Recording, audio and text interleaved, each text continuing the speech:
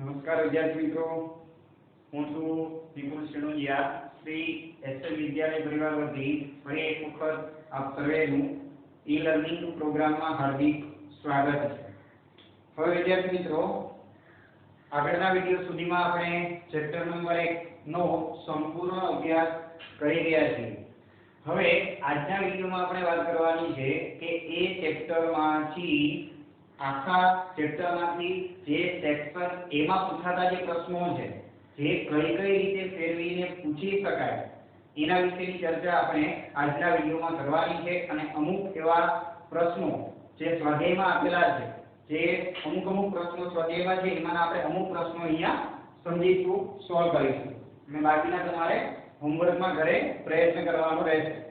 તો ચાલો હવે આપણે આગળ શરૂઆત કરીએ. તો શરૂઆત કરતા પહેલા સૌપ્રથમ 2020 નું જે બોર્ડનું પેપર લેવાયું, એ પેપરની અંદર આ ચેપ્ટરનો એક પ્રશ્ન પૂછાયેલો. એ પ્રશ્નના સોલ્યુશન થી શરૂઆત કરી અને આગળના કેટલાક પ્રશ્નોની રજૂઆત કરી. તો હવે ગઈ બોર્ડની એક્ઝામમાં, એટલે કે એનસીઈઆરટી ના સિલેબસ મુજબ લેવાયેલી જે માર્ચ 2020 ની જે પરીક્ષા છે, એની અંદર પહેલા ચેપ્ટરનો આવો કંઈક પ્રશ્ન પૂછાયેલો કે જેની અંદર શું છે, તો ઝીંક ઓક્સાઇડ પ્લસ કાર્બન, એટલે કે ઝીંક ઓક્સાઇડની કાર્બન સાથેની પ્રક્રિયાથી શું બને છે, ઝીંક અને કાર્બન મોનોક્સાઇડ બને છે. તો આ પ્રક્રિયામાં ખાલી જગ્યાનું રિડક્શન થાય છે. તો હવે વિદ્યાર્થી મિત્રો, હવે પ્રક્રિયા કે પ્રશ્ન જોતા જ આપણને એવું લાગે કે ભાઈ આની અંદર તો આપણને સરળતાથી જવાબ આવી જશે. તો સૌપ્રથમ આવા જે પ્રશ્નો હોય એની અંદર ધીરજથી કામ કરવું, કારણ કે આપણને આવડતું હોય છતાં પણ આપણે ક્યારેક ઉતાવળમાં ભૂલ કરી દઈએ, એવું ન બને એટલા માટે ખાસ સાવચેતી લેવા જેવી જે બાબતો છે એના વિશેની ચર્ચા આપણે કરવાની છે. અને સરળતા ખાતર આપણો ટાઈમ બચે એ માટે કેટલાક પ્રશ્નો અહીંયા લખેલા છે, જેનાથી આપણે આગળ જોઈએ. તો હવે આપણને આપેલી જે રાસાયણિક પ્રક્રિયા છે એમાં આપણને શું આપેલું છે કે પ્રક્રિયા આપેલી છે ઝીંક ઓક્સાઇડ પ્લસ કાર્બન સામે બને છે ઝીંક અને કાર્બન મોનોક્સાઇડ. આ પ્રક્રિયામાં ખાલી જગ્યાનું રિડક્શન થાય છે. એટલે કે આ આખી જે પ્રક્રિયા બને છે એમાંથી કોનું રિડક્શન થાય છે એ આપણે શોધવાનું છે, અને એ આપણો જવાબ છે. તો આપણને રિડક્શનની પ્રક્રિયા જે બને છે, તો રિડક્શનની વ્યાખ્યા આપણને ખબર છે. તો રિડક્શન પ્રક્રિયાની વ્યાખ્યા શું બને છે વિદ્યાર્થી મિત્રો, તો આપણે જાણીએ છીએ. અને જો કદાચ તમને ખ્યાલ ન હોય તો તમે આ વિડિયો જોતા પહેલા આગળનો જે વિડિયો છે ઓક્સિડેશન અને રિડક્શનની પ્રક્રિયા, એ વિડિયો જોઈ લેવો અને ત્યાર પછી આ વિડિયોમાં આગળ વધવું.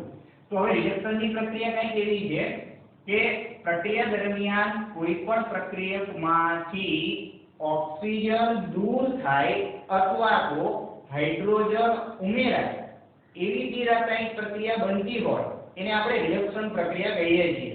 તો હવે અહીંયા બનતી જે રાસાયણિક પ્રક્રિયા છે, તો આ રાસાયણિક પ્રક્રિયામાં કેવું છે કે ઝીંક ઓક્સાઇડની કાર્બન સાથેની પ્રક્રિયાથી ઝીંક અને કાર્બન મોનોક્સાઇડ બને. તો સ્વાભાવિક રીતે આપણે વિચારી શકાય કે જે પ્રક્રિયકમાંથી ઓક્સિજન દૂર થતો હોય અથવા તો હાઇડ્રોજન ઉમેરાતો હોય એને આપણે શું કહેવાય કે એ પ્રક્રિયામાં એ રિડક્શનની પ્રક્રિયા થઈ એમ કહેવાય. તો સૌપ્રથમ તો આપણે પહેલા તો એ નોંધીશું કે રિડક્શનની પ્રક્રિયા છે એ કઈ રીતે બને છે. તો ઝીંક ઓક્સાઇડનું ઝીંકમાં રૂપાંતર થાય છે, મતલબ કે ઓક્સિજન દૂર થાય છે પ્રક્રિયાને અંતે.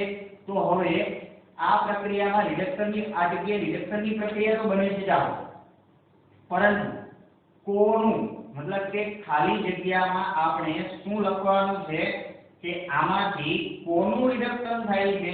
તો આપણી પાસે અહીંયા બે જવાબ આવે છે ડાયરેક્ટ, કે ઝીંક ઓક્સાઇડ આવશે કે ઝીંક આવશે. તો હવે જો તમે સહજતાથી ઝડપથી વિચારવા જઈએ તો આપણે ઝડપથી ઉતાવળમાં ભૂલ કરી દઈએ કે ખરેખર તો આપણે અહીંયા ઝીંક લખી અને આપણો જવાબ છે આગળ વધારીએ છીએ, આપણે આગળના પ્રશ્નોમાં આગળ વધીએ.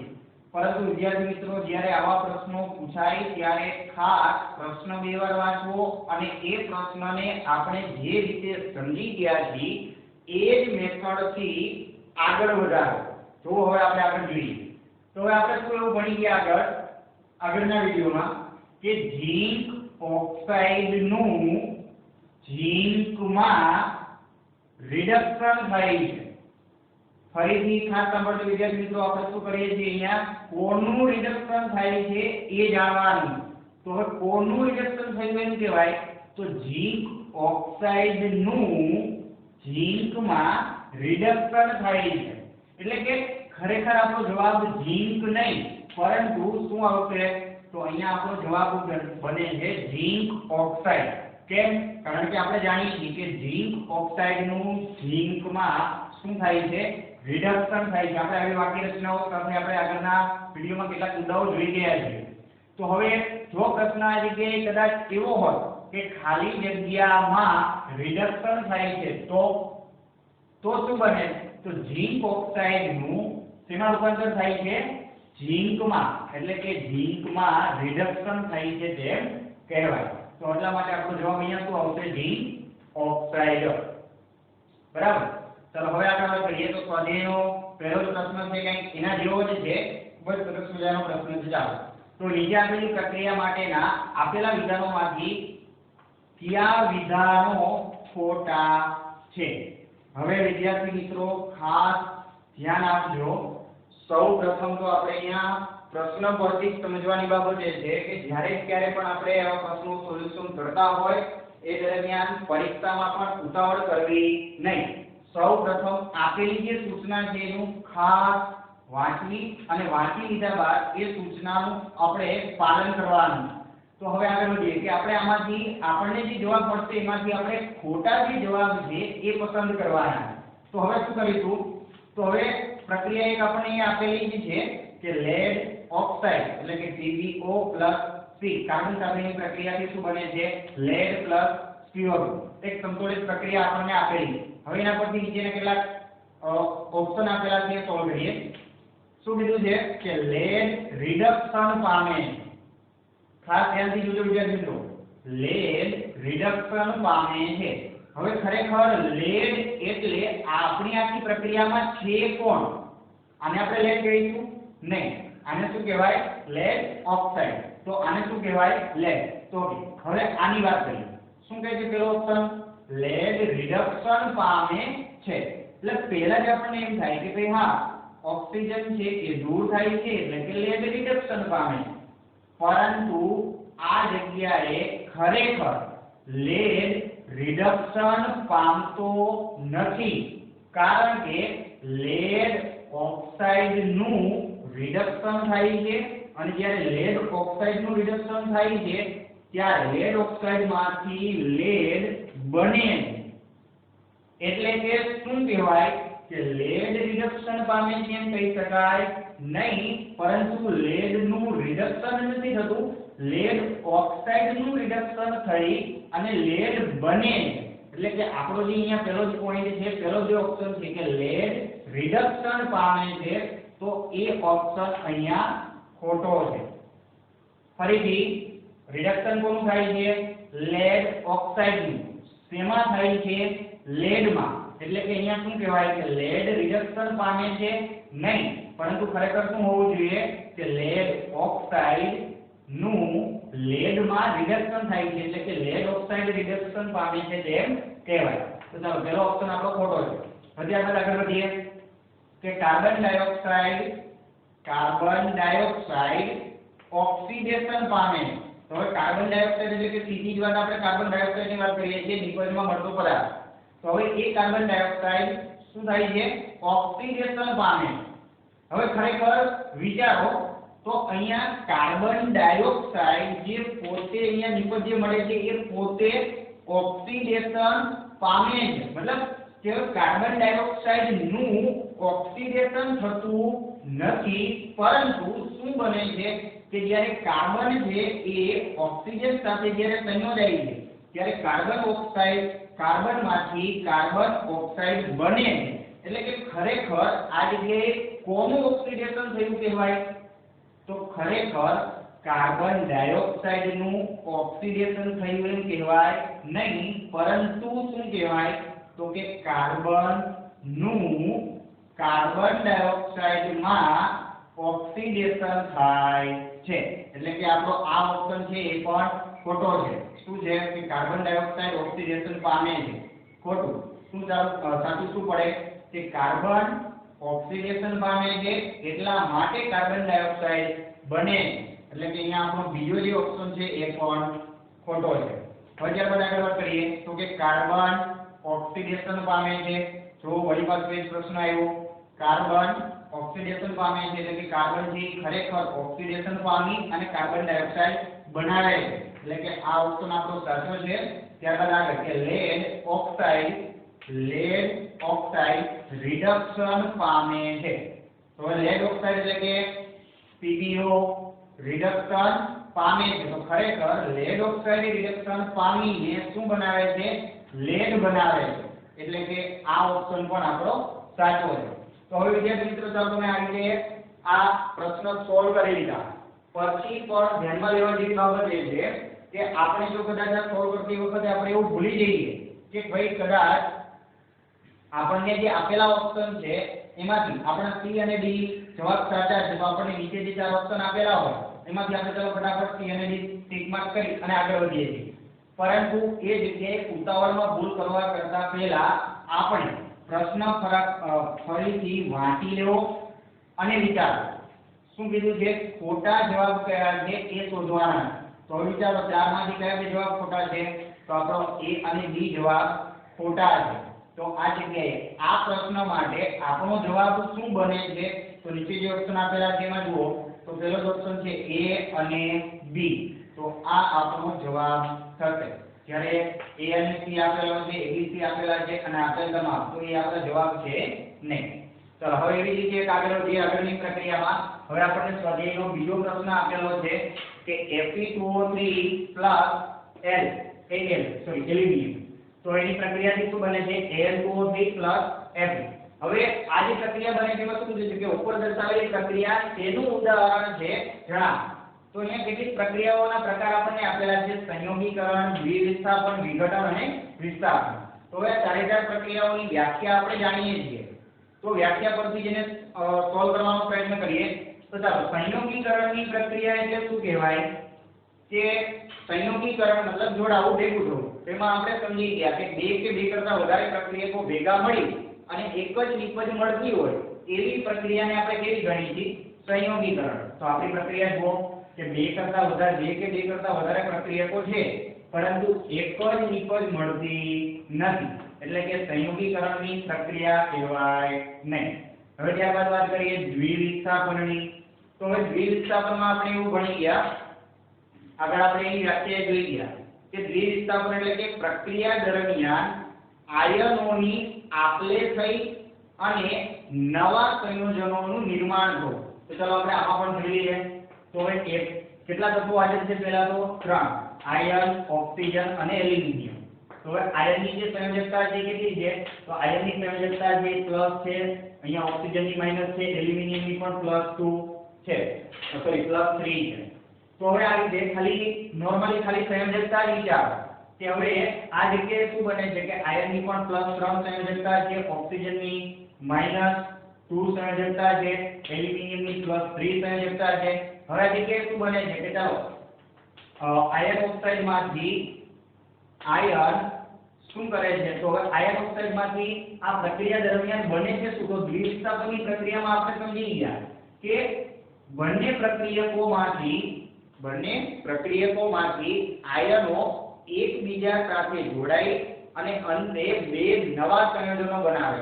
તો હવે અહીંયા તમે જોઈ શકો છો કે આપણને 3 જ તત્વો આપેલા છે, એટલા માટે ફક્ત પ્રક્રિયાને અંતે એક જ નવું તત્વ કે ખરેખર એક જ નવું સંયોજન બને છે, એટલે કે ખરેખર આયનો જે વિસ્થાપિત થાય તો એ આયનોનું વિસ્થાપન જે થાય છે એ સંપૂર્ણપણે થતું નથી, એટલા માટે દ્વિવિસ્થાપનની પ્રક્રિયા પણ કહી શકાય નહીં.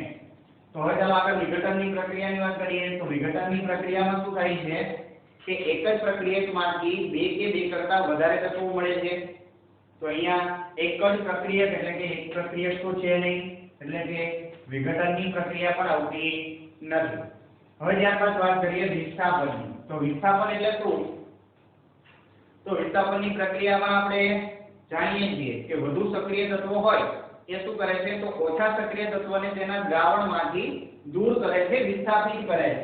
તો ખરેખર અહીંયા પણ એવું જ બને છે. જો કારણ કે એલ્યુમિનિયમની જે સંયોજકતા છે એલ્યુમિનિયમની જે સક્રિયતા છે એ આયર્નની સક્રિયતા કરતા વધારે છે.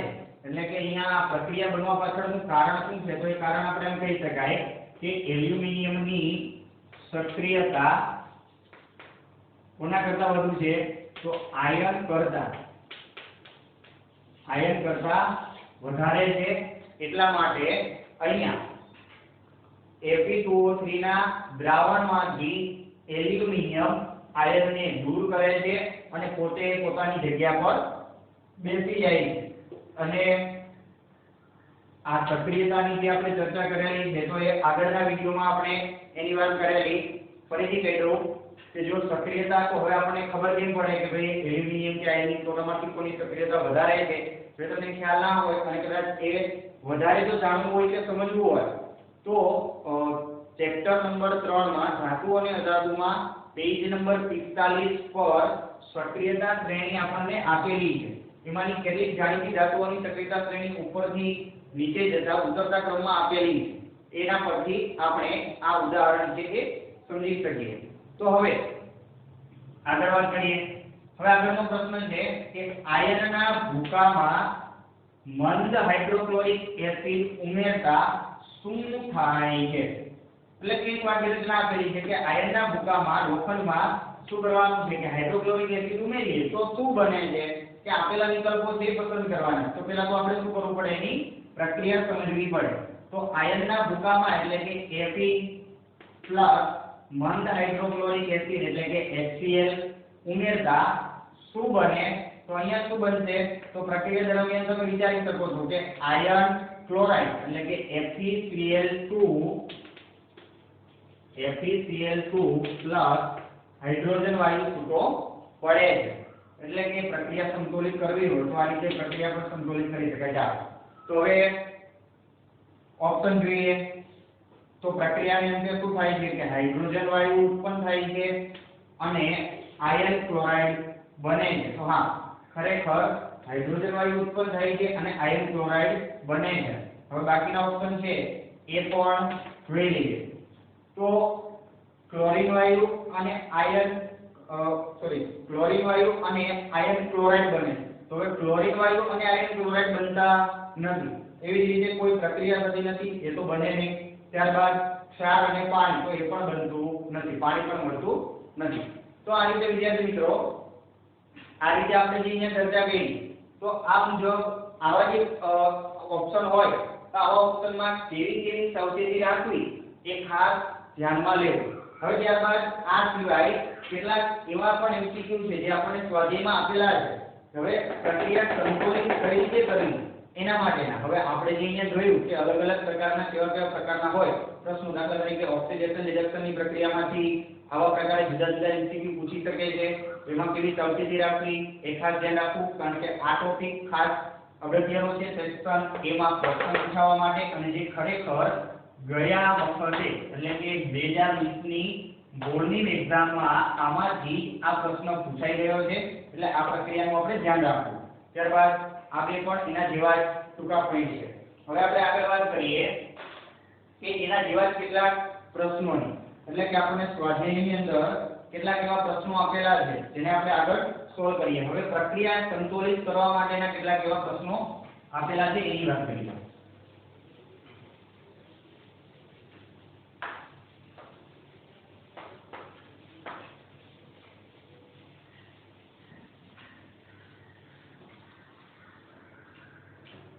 તો ચાલો આપણે અહીંયા પ્રશ્ન નંબર 3 સુધી જોઈ ગયા. હવે આગળ વાત કરીએ પ્રશ્ન નંબર 4 ની. તો વિદ્યાર્થી મિત્રો, જો તમારી પાસે ટેક્સ્ટ બુક હોય તો આ વિડિયો જોતી વખતે ટેક્સ્ટ બુક અને રફ નોટ અને પેન સાથે રાખી અને બેસવું, જેથી કરીને આપણને આ પ્રક્રિયા દરમિયાન હવે એક પ્રવૃત્તિ એ પણ કરી શકાય છે. જો આપણે હવે આખા ચેપ્ટર દરમિયાન આપણે ચેપ્ટરનો અભ્યાસ કરી ગયા તો એ મુજબ જો આપણે વાત કરવી હોય, દાખલા તરીકે જેમ જેમ આપણે અહીંયા પ્રશ્ન સોલ્વ કરતા જઈએ છીએ તેમ તેમ પ્રશ્ન લખેલો છે પછી એનું સોલ્યુશન કરીએ તો એ દરમિયાન પ્રશ્ન જોઈ અને વિડિયો છે એને તમે પૂછ કરી શકો છો અને એ સોલ્યુશન પહેલા જાતે પ્રેક્ટિસ માટે રફ બુકમાં એ ટ્રાય કરવી, જેથી કરીને આપણે જે જવાબ મળે છે એ જવાબની સરખામણી પછી અહીંયા જે સોલ્વ કરવામાં આવે પછી એને પ્લે કરી અને તમે તમારા જવાબની સરખામણી કરી શકો છો. તો વિદ્યાર્થી મિત્રો આ રીતે આ પ્રેક્ટિસ કરવાથી આપણા પોતાની પણ આપણને ખ્યાલ આવે, ખબર પડે કે આપણે આ ચેપ્ટરમાંથી કેટલું સમજી ગયા છીએ, શું છે વગેરે વગેરે. અને કંઈ પણ પ્રશ્ન ઉદ્ભવે તો એ પછીથી સોલ્વ થઈ જાય. ઓકે, ચાલો તો હવે આપણે આગળનો ચોથો પ્રશ્ન છે એના કરીએ. તો સમતોલિત રાસાયણિક સમીકરણ શું છે અને રાસાયણિક સમીકરણને શા માટે સમતોલિત કરવા જોઈએ? હવે વિદ્યાર્થી મિત્રો આ પ્રશ્નની આપણે વિગતવાર ચર્ચા કરી રહ્યા છીએ કે હવે ખરેખર રાસાયણિક સમીકરણ શું છે. તો પહેલા એની વાત કરીશું ટૂંકમાં કે રાસાયણિક સમીકરણ એટલે શું કહેવાય. તો રાસાયણિક સમીકરણ એ એવું સમીકરણ છે કે કોઈ પણ રાસાયણિક પ્રક્રિયા જે બને છે એ રાસાયણિક પ્રક્રિયાનું ટૂંકામાં ટૂંકું વર્ણન એને આપણે રાસાયણિક સમીકરણ કહીએ છીએ. આવી એક નાનકડી વ્યાખ્યા જો આપવી હોય આપણા શબ્દોમાં તો આપી શકાય. તો હવે એ રાસાયણિક પ્રક્રિયાને આપણે સમતોલિત કરવી શા માટે જરૂરી છે તો એના વિશે પણ આપણે આગળના વિડિયોમાં ખૂબ જ સરળતાથી અને ખૂબ જ વધારે પ્રમાણમાં માહિતીથી આપણે સમજી ગયા છીએ.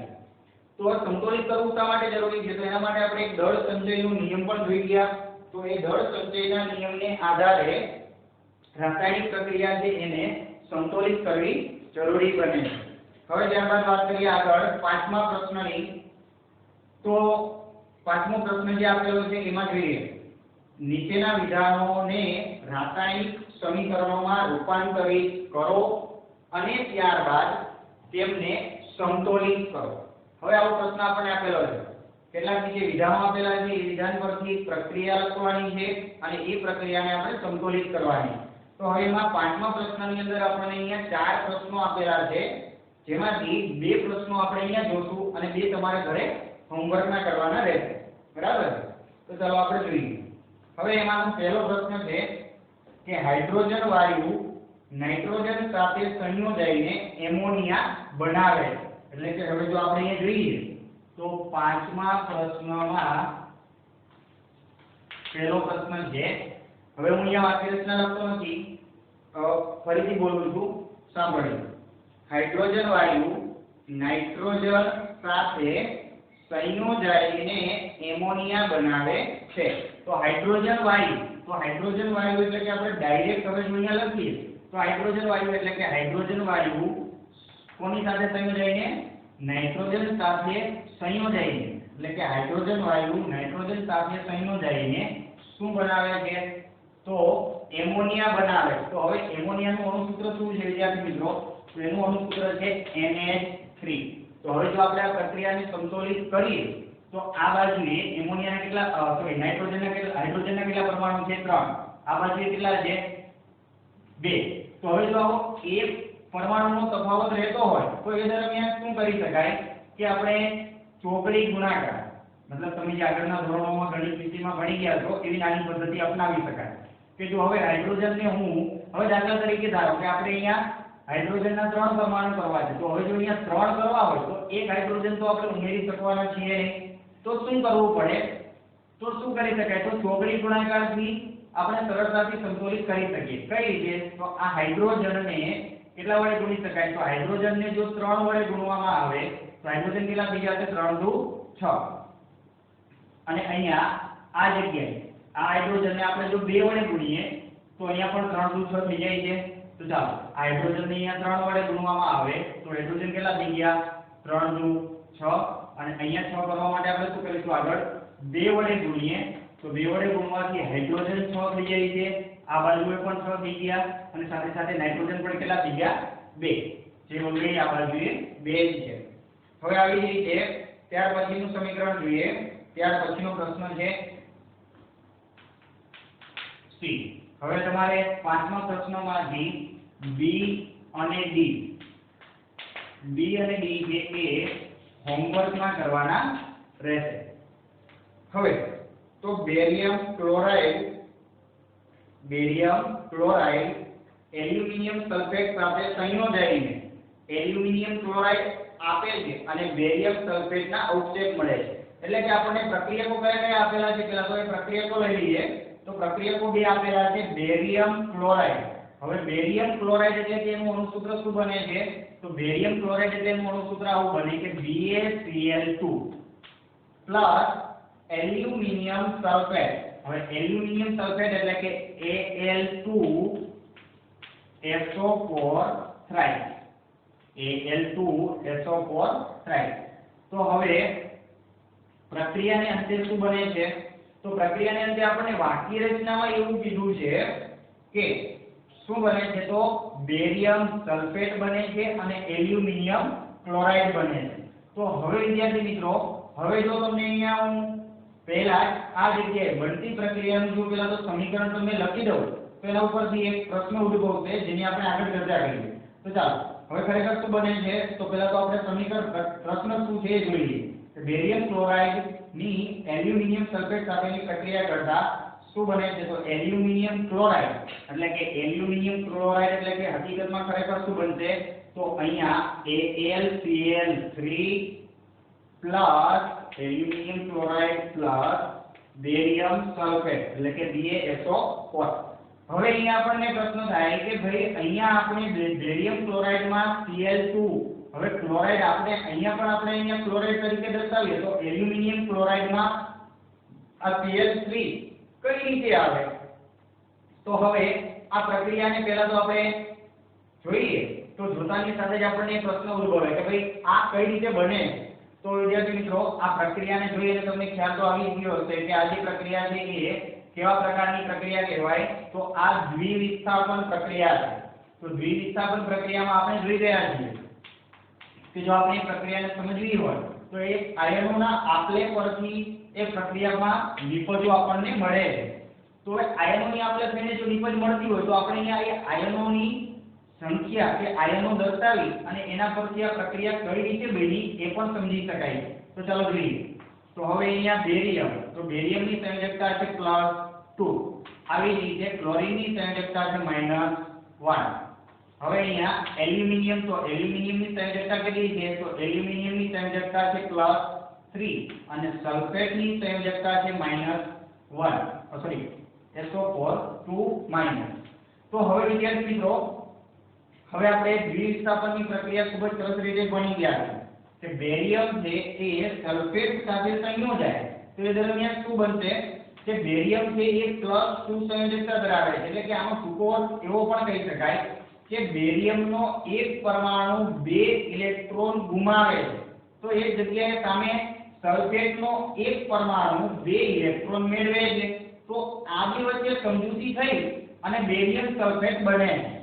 આવી જ રીતે એલ્યુમિનિયમ અને ક્લોરીન વચ્ચે થાય છે. પરંતુ એલ્યુમિનિયમ અને ક્લોરીન વચ્ચે જે બને તેમાં શું બને છે કે એલ્યુમિનિયમનો એક પરમાણુ છે એ 3 ઇલેક્ટ્રોન ગુમાવે છે અને 3 ઇલેક્ટ્રોન ગુમાવે છે એટલા માટે એ +3 આયન ધરાવે છે. તો હવે આ જગ્યાએ એલ્યુમિનિયમનો એક પરમાણુ 3 ઇલેક્ટ્રોન ગુમાવે છે જ્યારે પ્રક્રિયામાં ક્લોરીન એક જ ઇલેક્ટ્રોન મેળવી શકે છે. એટલે કે એલ્યુમિનિયમનો એક પરમાણુ 3 ઇલેક્ટ્રોન ગુમાવે છે જ્યારે સામે એ ઇલેક્ટ્રોનને મેળવવાવાળું કોણ છે? ક્લોરીન. તો ક્લોરીનનો એક પરમાણુ છે એક જ ઇલેક્ટ્રોન મેળવી શકે છે. તો હવે જો એલ્યુમિનિયમનો એક પરમાણુ લઈએ તો સામે ક્લોરીનના કેટલા પરમાણુ આપણે લેવા જોઈએ કે જેથી કરીને બંને વચ્ચે સંતુલન જળવાય? તો એના માટે આપણે સ્વાભાવિક રીતે આપણને ખ્યાલ આવે કે એલ્યુમિનિયમનો એક પરમાણુ લઈએ તો એ 3 ઇલેક્ટ્રોન ગુમાવે છે. તો સામે ક્લોરીનના 3 પરમાણુ લેવામાં આવે ત્યારે શું બને છે? તો ત્યારે એ પ્રક્રિયા છે સમતોલિત બને અને એટલા માટે આપણે અહીંયા AlCl3 એલ્યુમિનિયમ ક્લોરાઇડ બને છે. બરાબર છે? ચાલો તો હવે આગળ હવે આ પ્રક્રિયાને સમતોલિત કરીએ. તો સમતોલિત શું કરશું? તો સૌપ્રથમ આપણે શરૂઆત ક્યાંથી કરશું? તો આપણે આગળ સમતોલિત કઈ રીતે કરી શકાય એ આપણે આગળ ભણી ગયા છીએ. તો સમતોલિત કરવા માટે સૌપ્રથમ શું કરશું? તો જે બાજુએ જે પરમાણુની સંખ્યા વધુ હોય તેના ઉપયોગથી આપણે સમતોલિત કરવાની શરૂઆત કરીએ છીએ. તો ચાલો આપણે આગળ સમતોલિત કરીએ. તો હવે આ બાજુ જોઈએ તો ઓક્સિજનના કેટલા પરમાણુ છે? 4 તરી 12 પરમાણુ છે. ડાબી બાજુએ ઓક્સિજનના 12 પરમાણુ છે. ચાલો હવે તો જમણી બાજુએ કેટલા છે?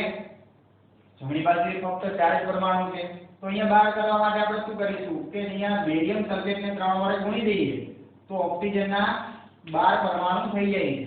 હવે ઓક્સિજનના 12 પરમાણુ કરવા જતા બેરિયમના 3 પરમાણુ અને સલ્ફરના પણ 3 પરમાણુ થાય છે. તો પહેલા બેરિયમની વાત કરીએ તો બેરિયમ આ બાજુ કેટલા છે? એક જ છે, તો એને 3 વડે ગુણવા પડશે. અને રહી વાત સલ્ફરની, તો સલ્ફર કેટલા છે? 3 થયા, જે ઓલરેડી કેટલા હતા? 3 જ હતા. તો ચાલો હવે કોની વાત કરશું? બેરિયમ. તો બેરિયમને અહીંયા સંતુલિત કરવા માટે જો 3 વડે ગુણવામાં આવે તો ચાલો બેરિયમ તો 3 થઈ જાય છે, પરંતુ સાથે સાથે ક્લોરીનમાં પણ ફેરફાર થાય. તો ક્લોરીનના પરમાણુ કેટલા બની જાય છે? 3 દુ 6. જે ડાબી બાજુએ કેટલા છે ફક્ત? તો ડાબી બાજુએ 3 જ છે, સોરી જમણી બાજુએ. તો જમણી બાજુએ જો 6 પરમાણુ કરવા હોય તો એલ્યુમિનિયમ ક્લોરાઇડને આપણે 2 વડે ગુણીએ તો એલ્યુમિનિયમ ક્લોરાઇડને 2 વડે ગુણતા ક્લોરીન કેટલા થઈ ગયા? 3 દુ 6 ક્લોરીન પરમાણુ બને છે.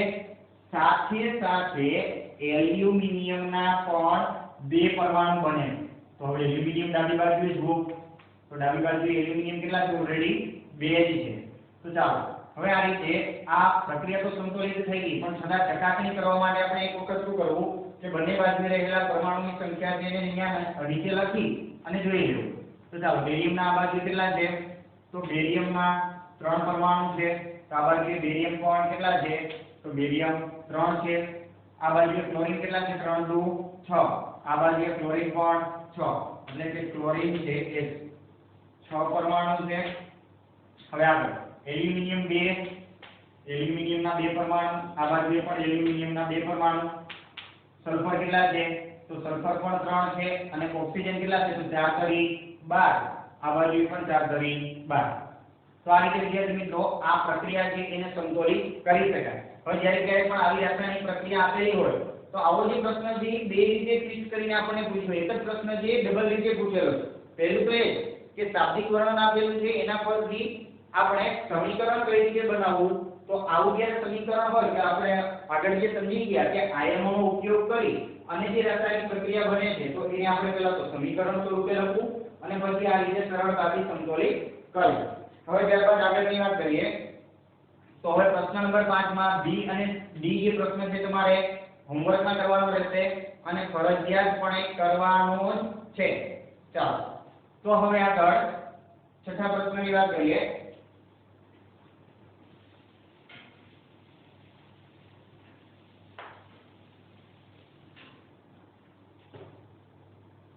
હવે પ્રશ્ન નંબર 6 માં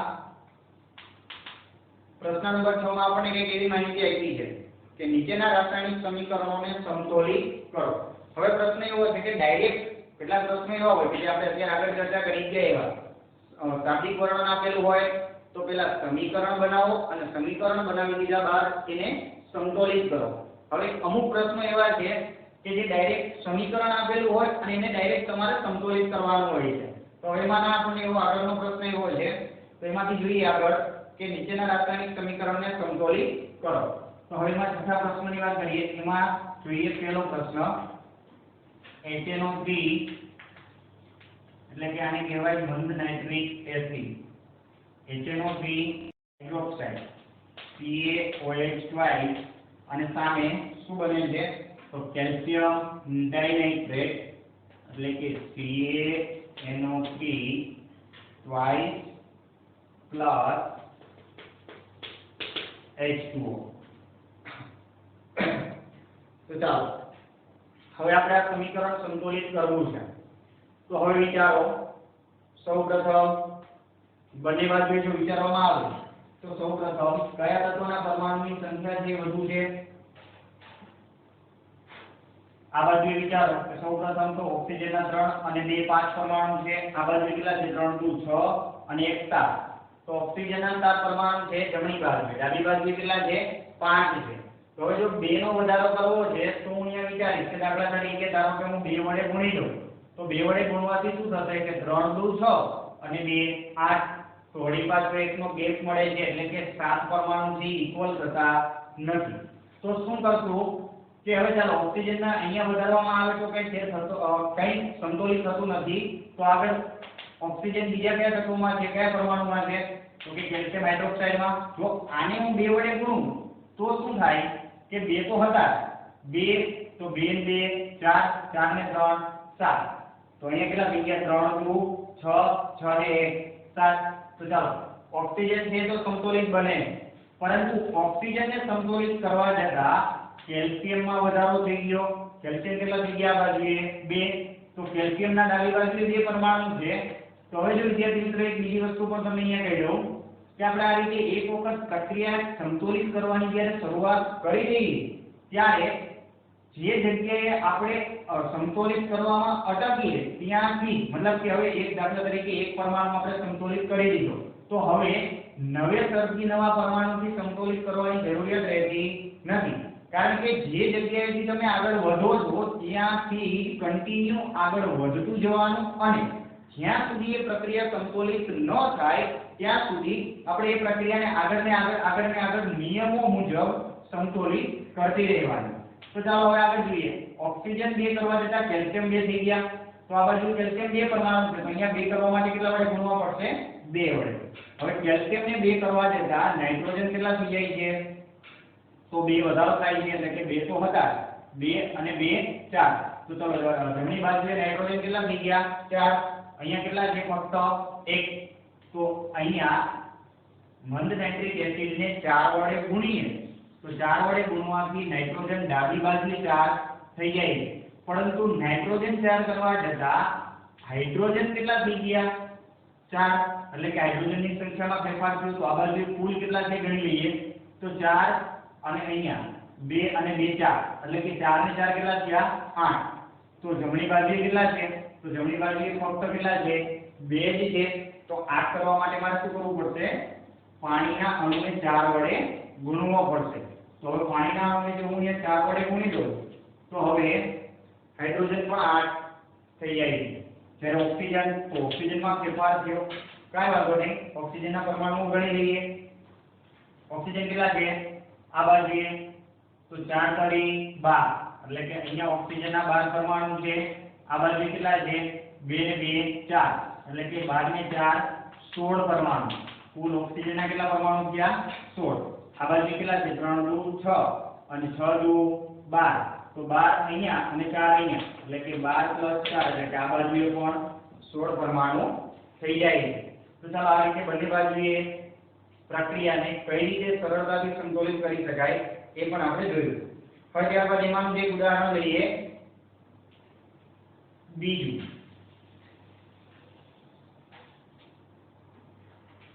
હવે આગળની પ્રક્રિયા વાત કરીએ. પ્રક્રિયા પ્રશ્ન નંબર D.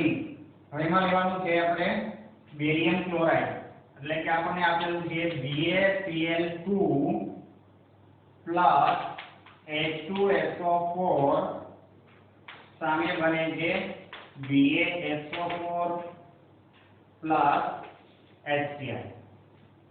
હવે તો આમાં પણ આપણે હવે શું કરીશું? તો પ્રક્રિયાને સંતુલિત કરવા માટે હવે શું કરી શકાય? તો હવે વિચારો, સૌથી પહેલા કે બંને બાજુએ સૌથી વધુ પરમાણુની સંખ્યા કોની છે? તો આપણે જો વિચારવા જઈએ તો ડાબી બાજુએ વિચારીએ તો ઓક્સિજન 4 છે, તો અહીંયા પણ 4 જ છે પહેલેથી. હાઇડ્રોજન કેટલા છે? તો આ બાજુએ હાઇડ્રોજન 2 છે, જ્યારે આ બાજુએ હાઇડ્રોજન 1 જ છે. ક્લોરીન પણ 2 છે, આ બાજુએ પણ 1 જ છે. તો હવે 2 કરવા માટે શું કરવું પડે? તો હાઇડ્રોજન અને ક્લોરીન બંનેની સંખ્યા 2 છે, તો આગળ જો 2 વડે ગુણી દઈએ તો જમણી બાજુએ બંને સંખ્યા 2 થઈ જાય છે, અને અહીંયા પણ હાઇડ્રોજન અને ક્લોરીન 2 થઈ જાય છે. આ રીતે સરળતાથી સંતુલિત કરી શકાય. હવે ત્યાર પછીનો 7મો જે પ્રશ્ન છે કે આપેલી જે રાસાયણિક પ્રક્રિયા છે એને સંતુલિત કરો. તો એ પ્રશ્નમાં પણ આવા 4 જેટલા સમીકરણો આપેલા છે જે તમારે જાતે સોલ્વ કરવાના રહેશે. તો 7મો અને 8મો બંને પ્રશ્નો એવા છે. 7મો અને 8મો બંનેની અંદર આપણે જે અહીંયા જોઈ ગયા એવી કેટલીક રાસાયણિક પ્રક્રિયાઓ આપેલી છે. તો હવે એમાંની કેટલીક રાસાયણિક પ્રક્રિયામાંથી 8મા પ્રશ્નમાંથી એક બે પ્રક્રિયાઓની વાત કરીએ. ચાલો, એટલે જેથી આપણને વધુ ખ્યાલ આવે. છઠ્ઠા પ્રશ્નમાં પણ તમારે ઘરે B અને C જે પ્રશ્ન છે એ હોમવર્કમાં. હવે 8મા પ્રશ્નમાં કેવું જોઈએ?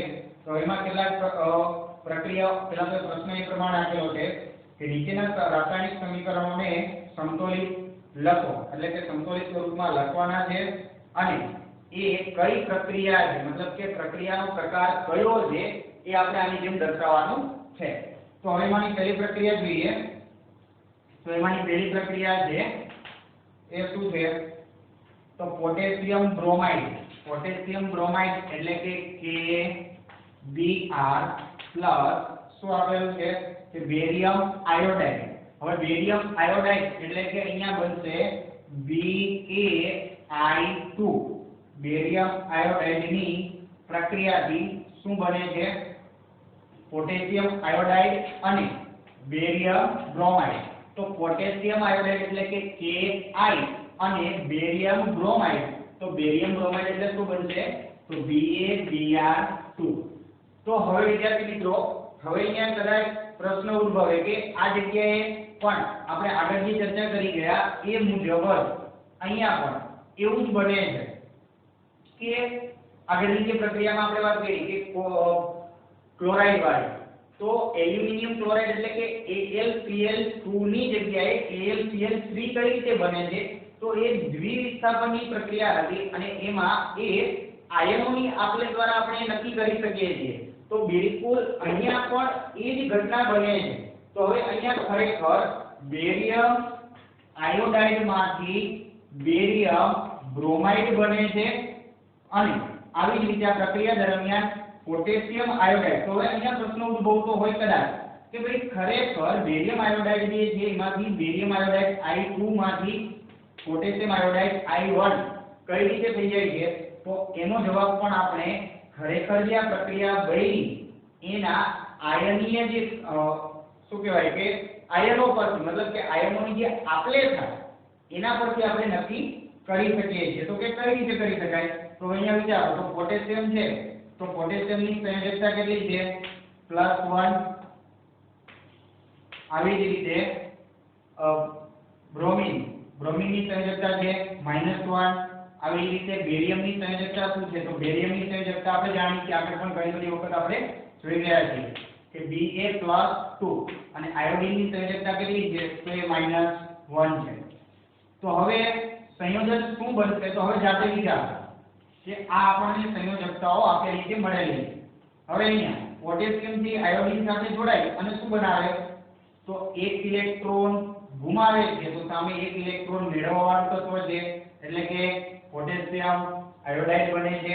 આવી જ રીતે બેરિયમ અને બ્રોમાઇડમાં શું બને છે? તો બેરિયમનો એક પરમાણુ 2 ઇલેક્ટ્રોન ગુમાવે છે, જ્યારે બ્રોમિન એક પરમાણુ 1 જ ઇલેક્ટ્રોન મેળવે. એટલે કે સંતુલન જાળવવા માટે બ્રોમિનના કેટલા પરમાણુની જરૂર પડશે? 2. તો 2 પરમાણુ ભેગા મળી અને શું બનાવે? તો બેરિયમ બ્રોમાઇડ બનાવે. તો ચાલો હવે જો પ્રક્રિયાને સંતુલિત કરવામાં આવે તો સંતુલિત કરીએ તો આ બાજુએ બ્રોમિન કેટલા છે? 2. તો અહીંયા 2 કરવા જઈએ તો શું થાય છે? તો પોટેશિયમ 2 થઈ ગયા. પોટેશિયમ 2 કરવા જઈએ તો અહીંયા પોટેશિયમ 2 કરીએ તો સાથે સાથે આયોડિન કેટલા થઈ જાય? 2. જે ઓલરેડી ડાબી બાજુ કેટલા છે? 2 જ છે.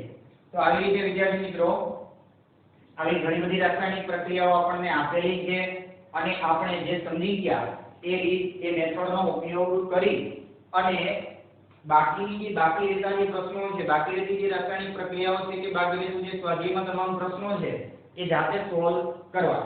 અને એક છેલ્લે એક બીજા અન્ય પ્રશ્નની પણ વાત કરી દઉં. પ્રશ્ન નંબર 17. હવે એમાં એક પ્રશ્ન જે આપેલો છે ખૂબ જ સરસ મજાનો પ્રશ્ન છે. જો આપણે ખૂબ જ ઝીણવટપૂર્વક જો વાંચન ન કરીએ કે પ્રશ્નને ન સમજીએ તો સાવ પહેલા પ્રશ્નમાં પણ આપણી ભૂલ થઈ શકે છે. એટલે કે કેવી વાત છે જોઈએ આગળ કે એક ચળકતા કથાઈ રંગના તત્વ X ને, હવે તત્વનું નામ આપેલું નથી પરંતુ આપણને માહિતી એવી છે અને કીધું છે કે ચળકતા કથાઈ રંગનું તત્વ. હવે ચળકતું કથાઈ રંગનું તત્વ એટલે હવે એ X છે અને તેને હવામાં ગરમ કરતા તે કાળા રંગનું બને. તો હવે આ તત્વને હવામાં ગરમ કરવામાં આવે એટલે કે ધારો કે એક તત્વને આપણે શું કરી છે? હવામાં ગરમ કરતા તે શું બને છે? તો એક કાળા રંગનું બને છે. તો હવે કાળા રંગનું બને છે તો એક તત્વને ઓળખાવો અને બનતું જે સંયોજન છે એ સંયોજનનું નામ જણાવો. તો હવે વિદ્યાર્થી મિત્રો હવે આ જગ્યાએ અહીંયા આ જે પ્રક્રિયા છે એ આગળના વિડિયોમાં આપણે જોઈ ગયા છીએ ઓક્સિડેશનની પ્રક્રિયા સમજવા માટે કે શું કરીએ છીએ કોપરને એક ડીશમાં લઈ અને ગરમ કરવામાં આવે તો ઓક્સિજન સાથેની પ્રક્રિયાથી શું બને છે કોપર ઓક્સાઇડ જે શરૂઆતમાં કેવો રંગ ધરાવતા હતા જે શરૂઆતમાં કથ્થાઈ રંગના છે અને કથ્થાઈમાંથી કાળો રંગ આપે છે એટલે કે X ની જગ્યાએ શું આવશે તો X ની જગ્યાએ કોપર આવે છે અને કોપર ઓક્સિજન સાથે સંયોજાઈને કોપર ઓક્સાઇડ બનાવે છે અને આ રીતે પ્રક્રિયા સંતુલિત કરી શકાય હવે કહેવાનો મતલબ કે આવા જ્યારે પ્રશ્નો આપેલા હોય ત્યારે આપણે ખાસ ધ્યાનમાં લેવું કે આવા જે પ્રશ્નો છે એનું સોલ્યુશન કરવા માટે આપણે જે પ્રવૃત્તિઓ કરી ગયા છીએ કે જે પ્રક્રિયાઓ કે જે પદાર્થો કે જે ઘટના આપણે સમજી ગયા હોય એના અમુક લક્ષણો મતલબ કે એની લાક્ષણિકતાઓ તો અહીંયા ખરેખર આપણે જે રંગ પરિવર્તનની ઘટના જોઈ ગયા એનો જ ઉપયોગ કરીને આપણને પ્રશ્ન પૂછેલો તો આપણે આવા પ્રશ્નોમાં પણ ખાસ ધ્યાન રાખવું બરાબર તો હવે અહીંયા સુધીમાં આપણે ચેપ્ટર પણ પૂરું કરી ગયા હવે એ ચેપ્ટરની અંદરથી બોર્ડની એક્ઝામમાં પૂછાઈ શકે તેવા અને કેટલાક અગત્યના લાગતા એવા પ્રશ્નોની સ્વાધ્યાયના પ્રશ્નોની પણ ચર્ચા કરી હવે તો અહીંયા સુધીમાં આ વિડિયોમાં બસ આટલું જ હવે બાકી રહેતા જે પ્રશ્નો છે ઇન્ટેક્સના પ્રશ્નો છે ત્યાર પછી સ્વાધ્યાયના બાકી રહેતા કેટલાક પ્રશ્નો કે પ્રક્રિયાઓ છે તેને વિડિયો જોઈ અને જાતે સોલ્વ કરવાનો પ્રયત્ન કરવો બરાબર છે તો હવે આગળના વિડિયોમાં આગળની ચર્ચા કરીશું નમસ્કાર